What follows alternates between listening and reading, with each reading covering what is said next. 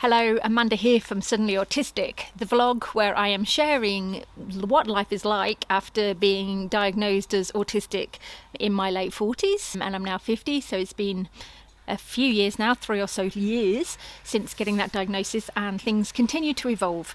So what I talk about on here are my lived experience, things that I am finding out about myself, how the world is reacting and responding to me. It's a dynamic experiment life, isn't it, just for everybody? But it's especially interesting, I feel, I guess, having lived one life with one concept of myself for so long, and then having this other concept of myself, which is the autism.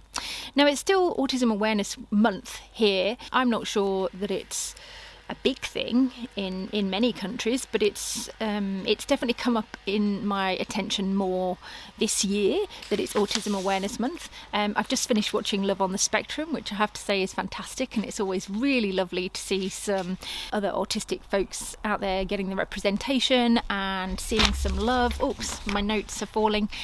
That they are, so that's really great, and it has given me a bit of a pause to think about myself and my own experience again. And there's something that I did want to share, and that's around the difficulties I have in integrating and then spitting out, I thought that was a bird there, knowledge around sensory processing. So autism comes with sensory processing difficulties, and today when I was out on my walk, I actually, something came to me that I thought that's going to be a great example of how I can discuss this on my video. So join me to talk about that.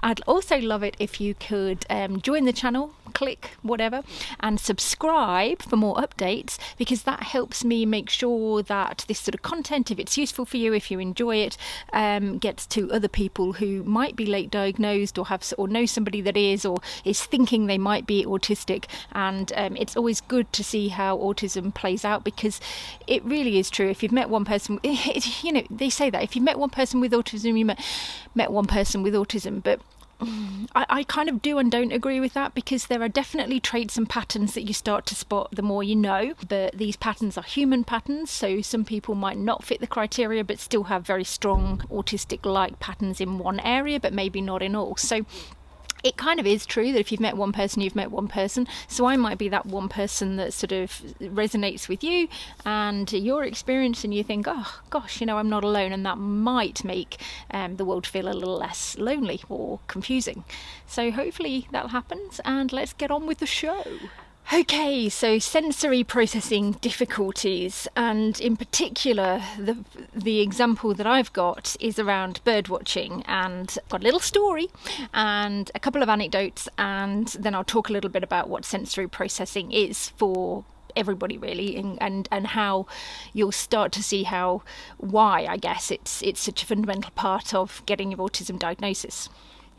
So the other day for work, I went to a bird gathering, so the gathering of a bird watching club to listen to a talk and participate in an evening of chats and discussions around bird watching in our area. So I did that, and that was really lovely. It did make me a bit excited about potentially going on one of the bird survey walks or bird survey activities. So I've been a bird watcher, I've been a bird observer since I was a little kid. One of my earliest memories of going on holiday with my family was saving up all of my holiday money to buy myself a set of binoculars. I would have been at primary school. I definitely was at primary school. I might have been 9 or 10, I'm not sure.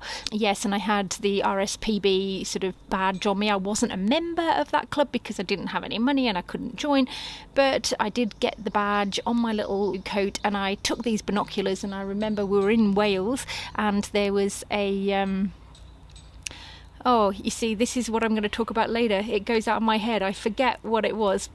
I'll put a picture of it up anyway. I spent the whole free time on my holiday following around pied wagtails. Pied wagtails it was. I was obsessed, and not in the #obsessed way now that everything's obsessed.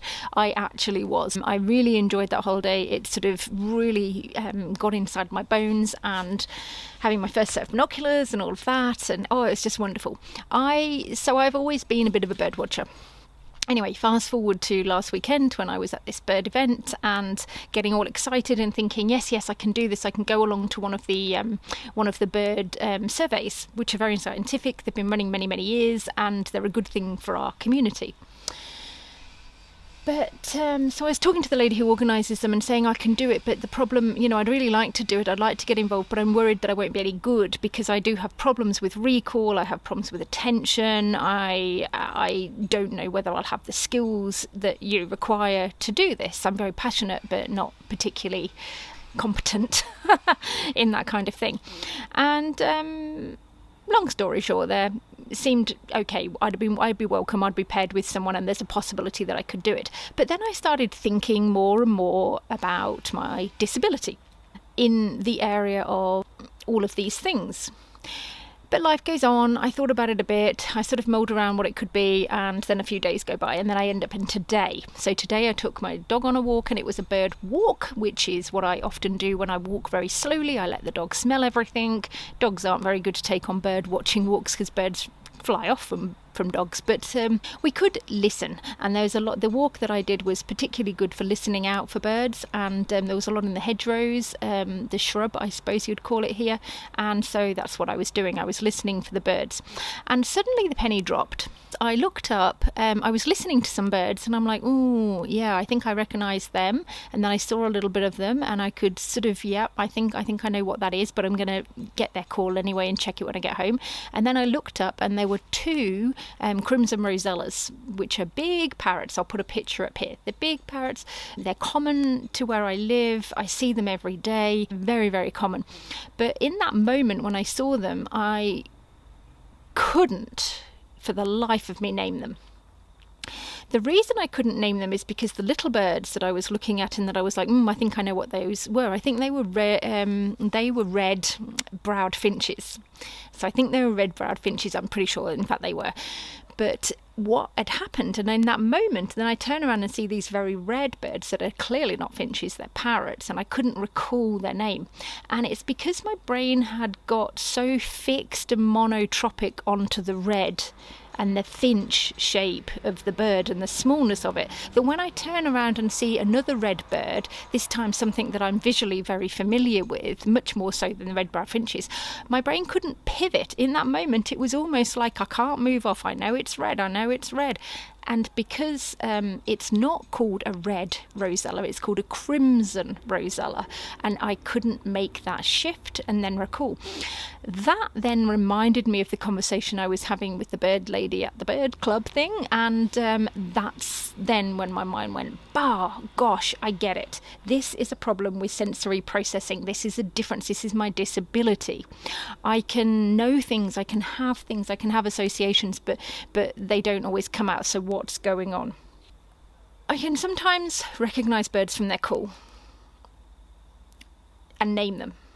But more often, I will recognise the call, but I won't be able to recall the name, even if I know the name. Especially not when I'm under surveillance, so when there's other people around, or there's a time pressure or some other reason that I might want to or choose to or need to share that. In my job as I work out in as a land care coordinator, so I am involved in taking people out in nature and being out with people and pointing things out, and I'm not particularly good at that in real time, which is okay. It's not the only part of my job, but it is disappointing to me because I know more than I can let on, and that then often leaves me with a little sense of anxiety and maybe even shame that, these people are out with somebody who's supposed to know stuff and can't recall. But this is a disability. This is my disability. I sometimes can recognise and see almost the word and the name in my head, but I can't say it, so there can be just a problem with articulating. And sometimes I can think of a huge story about the bird, where it lives, what it does, some facts and whatever, but I can't recall its name. And vice versa, if I can't see it. Then there's the situations where I've got a bird maybe on a piece of paper in a book or whatever. I can't for the life of me mimic or remember the call. It just doesn't come back to me at all. So in these times when I'm thinking about all the ways in which I fail at integration of thought. It's when all these different senses and things come together to create a package of information that's coherent and encompasses the main facts or the main body of what I'd need to know. I'm quite poor at that. It takes me a lot of effort and a lot of time, and usually a calm and intentional emotional experience. So I have to learn through sensory immersion over time, multiple application, like multiple, I'm going to knock that again, I know it, multiple exposures, but not with the pressure of anyone else usually. So it's something that comes to me in waves, and even then I should say, it's not that I don't know stuff. So it's not that I can't remember. I can remember, I can't recall. So let me go to my notes, and if it's wobbling it's because I do knock things, because spatial awareness is one of my things, and that comes down here. So sensory processing differences outside of the norm. So when I'm talking about differences, every single human, every single one of us is going to have our own nuanced approach to how our senses work and how we take that information in, what we choose to take in, and how then that informs our thoughts and our what we know and what we don't know, and what we ask questions about, what we're curious about. So it's a complex thing that I'm talking about. But if you think of it as if we just think of the norm as in, the majority of people would sit around a band here at sensory integration. They see something, they either know it or they don't. And it comes to them or it doesn't. It might come a little bit later because they might be just not thinking of it. They can't recall it so quick, but eventually they will. My sensory processing differences sit outside of that norm, and more often than not they can cause me big delays and interruptions in the flow of information. I can have temporal differences, which is a time. It can take me longer to find or retrieve information from my brain.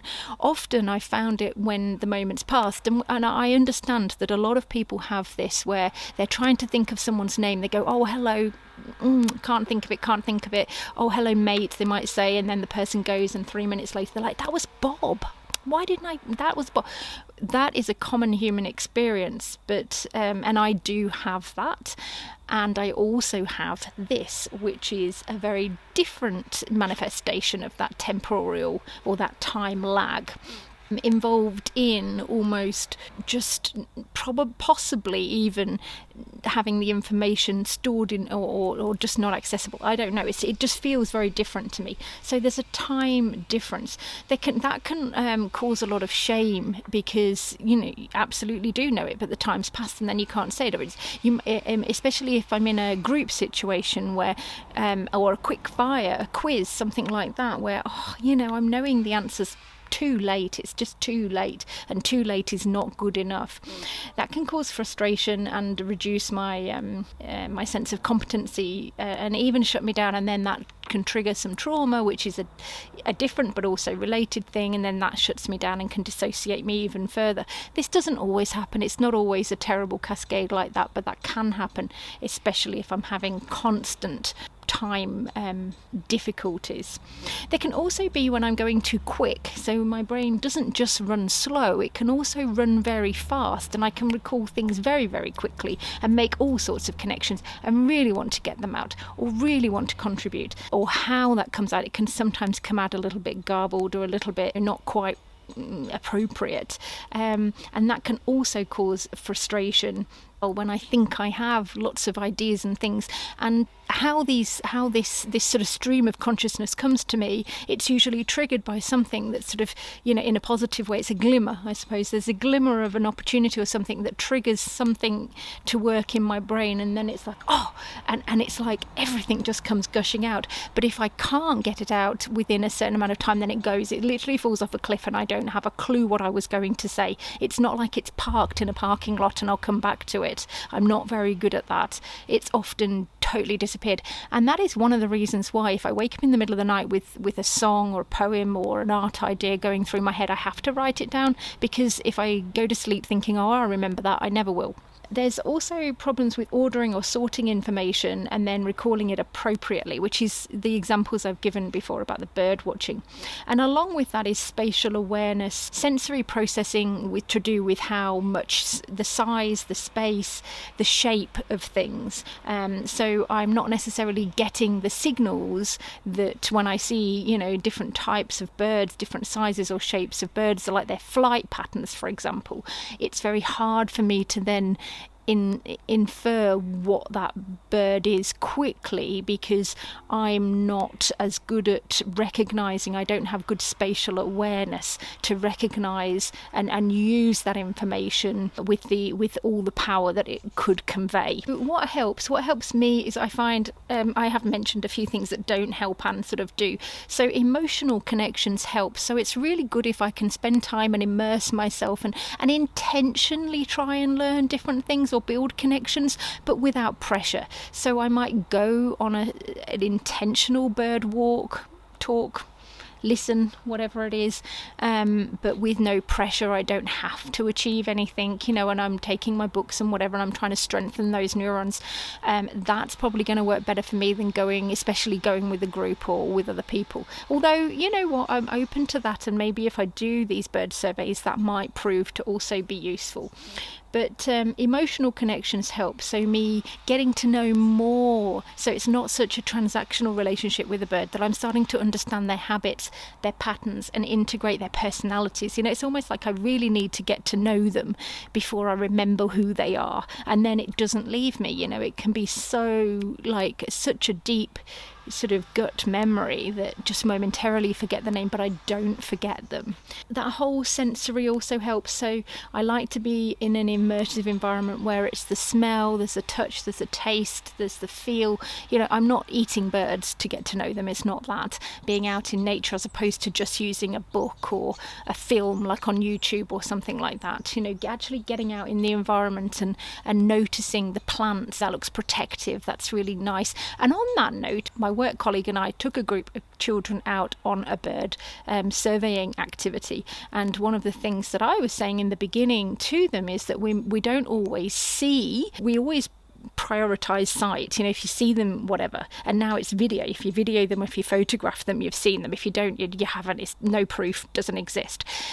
What I was trying to do with these students is explain that sometimes we don't see the bird, but we can hear them, and that's another thing. Sometimes we can't see or hear them because of sensory problems, but we can immerse ourselves, and we get a feeling from the environment of what's safe and what's not, the open space versus the prickly bushes and things like that. And from that sensory experience that we're having, we can make predictions of what might be in that environment based on what we know, what other people know, and that can help us attune the senses that we do have access to that environment, so that we're more likely to notice a bird if it's in that environment, even if we don't see it or hear it.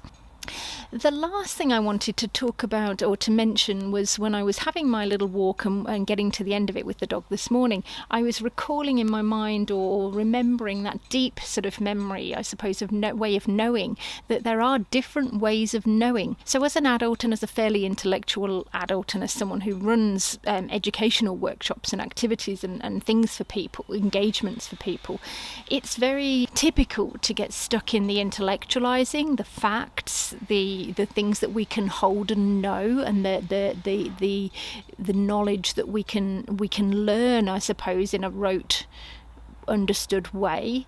But there are different ways of knowing, and before the written language, we had oral tradition.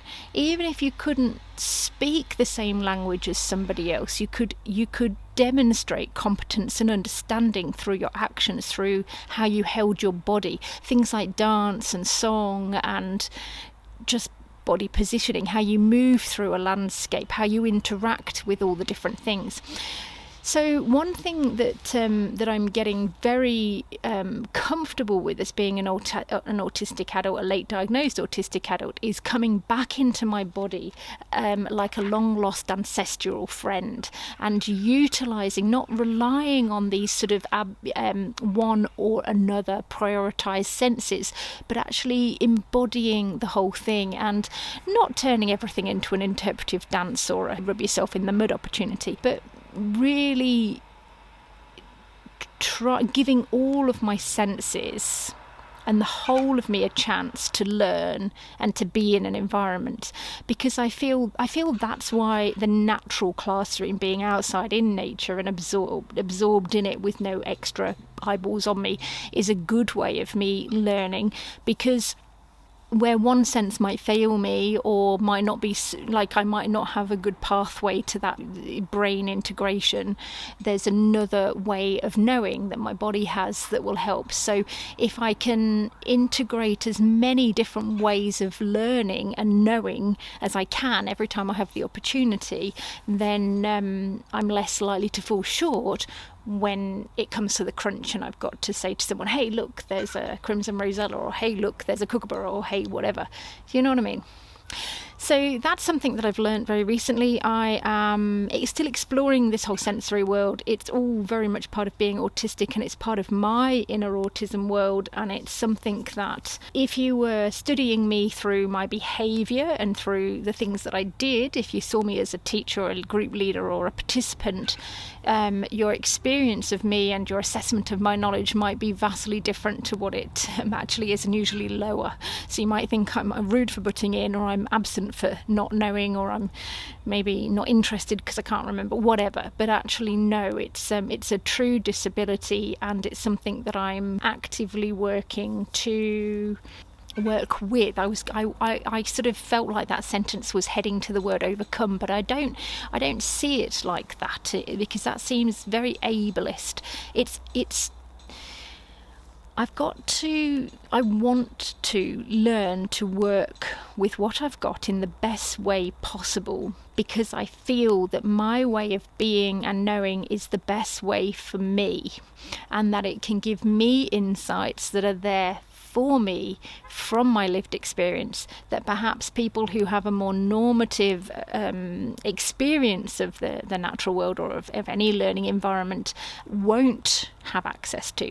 So it seems to me to be something that I should lean into my difference and explore rather than attempt to correct.